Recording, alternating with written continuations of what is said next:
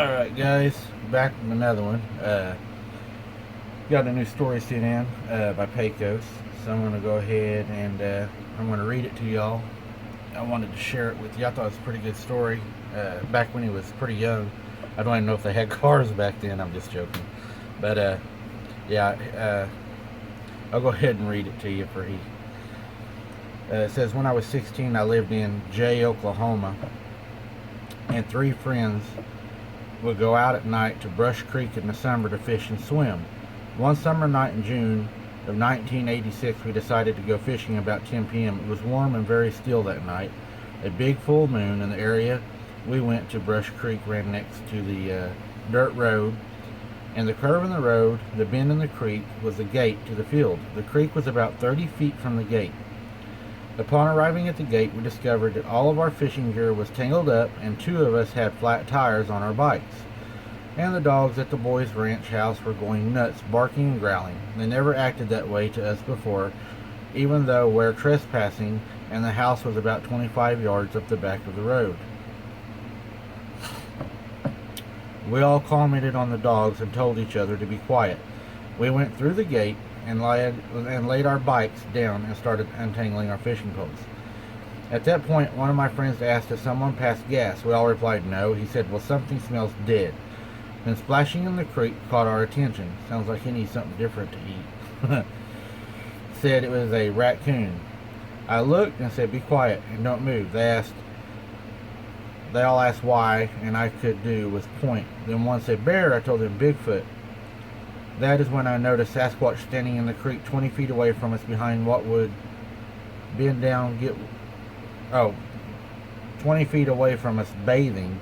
He would bend down, get water in his hands, and splash it in his face. Then he would bend down and get water and pour it on his head. Sounded like he needed a bath. I could see from the mid-chest up on this animal, he had a huge head and was probably 9 foot tall. His arms were at least 5 foot long and a gigantic hands. He was facing the moon and we could all see the whites of his eyes. That's different there. I've noticed that most people say red or blue, so white would be different. After about 2 minutes of being this close and unnoticed, a very light breeze blew across us and the animal tilted its head back and looked up. He inhaled twice, very deep, and then threw his hands up and let out an ear-shattering yell and started coming up over the creek bank at us. It had a yellowish-brown hair, and it stunk very badly. The animal got within 10 feet of us, grabbing at us and swinging its arms at us and trying to grab us. We all started yelling and running, and the animal turned and took off running south with very fast and light strides, turning to look at us every few seconds. We all grabbed our bikes and then we started back down the dirt road to Jay. 2 of us had flat tires and had to run carrying our bikes. I was one of them, and I beat everyone else back to town. We never went back there again. We told the old Indian man about it, and he said that what I told you, a Skeely lived there, and you better stay out of there at night. Whatever it was made a believer out of us. This happened close to Jay, Oklahoma. Pecos had found this story and shared it. Sounds like a pretty close encounter. Pecos didn't actually, he wasn't the one in the story. It was a story he found that another guy had shared over by Jay, Oklahoma. And it just goes to show that these things, from what people say, they'll try to grab you. I know I've experienced it, actually tried to grab somebody, or looked like it was trying to grab somebody one time in my life. But really glad he found that story and glad he shared it with us. And I just thought y'all might like to hear that story.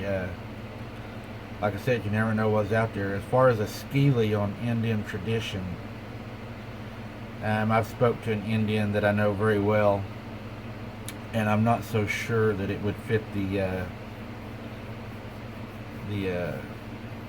characteristics it would take for it to be called a skilly.